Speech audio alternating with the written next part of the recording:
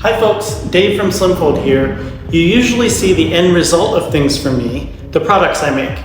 But this is a bit of an inflection point in the company, and I wanted to share a little bit about my latest prototype, a factory. Ever since the pandemic, we've steadily brought more and more of our operations in-house. For example, we shipped over 3,000 coin wallets from my garage out of necessity when the shipping house we used was shut down. But what I discovered was that once we were up and running, things worked a lot more smoothly because we controlled the whole process. So we continue to ship orders ourselves every day from my studio.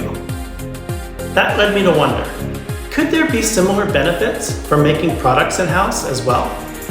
We started experimenting with essentially scaling up the same processes I use for prototyping by buying a bigger laser cutter and hiring a couple of makery folks to help with production.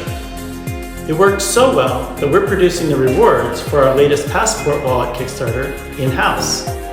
And then, during the campaign, when the opportunity came up to get this new, larger space, I jumped on it. I've said before that the way I look at it, I work for you, my customers. With this additional investment in our production and our products, I'm also investing in you and look forward to sharing this journey together, starting with what will become a small factory right here.